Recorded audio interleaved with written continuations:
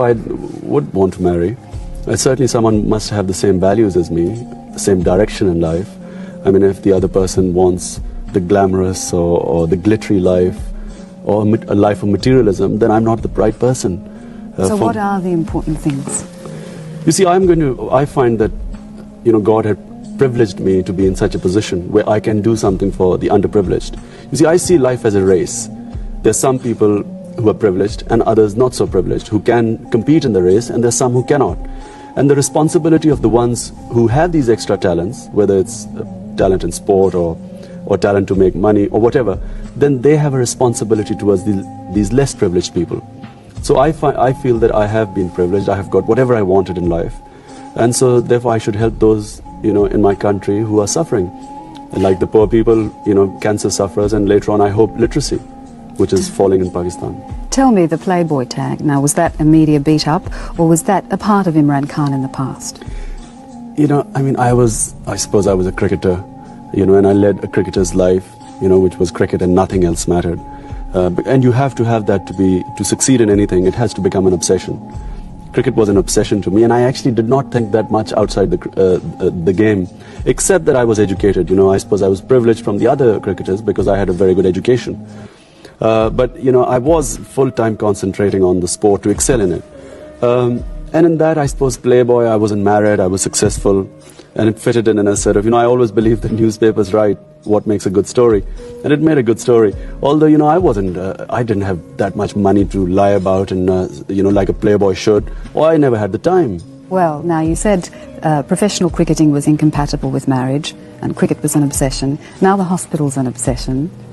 Are you substituting one obsession for another? I mean, when is Imran Khan going to get married? Okay, let me put it another way. You see, marriage, we are told in this society that marriage, is necessary. Up to a large point, I agree with it. I agree that, we need marriage, we need family life. I grew up in a very strong family unit, very close to my sisters, and I watched them, all them sort of making their children grow up as one family. I mean, one sister's children will be with the other sisters or spend the night. I mean, it's like one family growing up, and I think that's wonderful. But you see, at the same time, I believe that once you do get married, it's no big deal to get married or have children, but to make a success of your marriage, and certainly to bring up your children as proper human beings, not as an ego, that I've produced these replicas of myself, but to make them grow up as proper human beings is success. That is a successful person or people. And I find that I never had the time, so I mean, if I had the time and if I felt I could devote the time and bring them up as proper human beings, I would get married. But at the moment, it never has been the case. You've said that you admire strength of character in both men and women, and that the trouble with the West is that men and women are in competition and they really should be complementing each other. Now, is this complementing of each other only possible in a rigid social code where roles are clearly defined?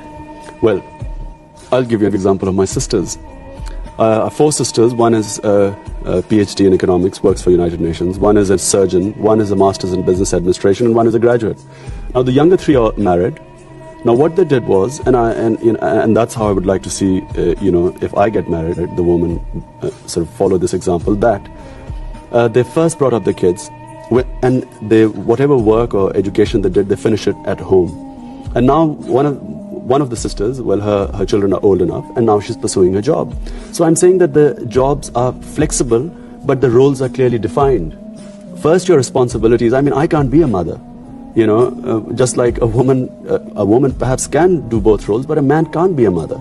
It's a very, very specialized role. We are not equipped for that. So if 2 people are both trying to be fathers, who's going to bring up the children? That's what I mean. How important is religion? You're a devout Muslim. Way of life, I mean, religion is part of my life. But you see, people here in the modern Western world, particularly, religion has a strange connotation that it is, your life is one side, religion is the other side. For me, religion and life is one and the same thing. Eating good food is appreciating it is religion. Appreciating nature, I mean, that's all religion. It's just you live through certain code of behavior.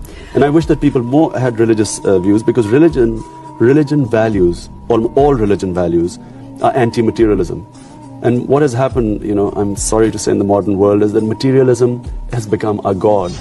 And that has its very poor consequences on the world, because as a result, people exploit each other.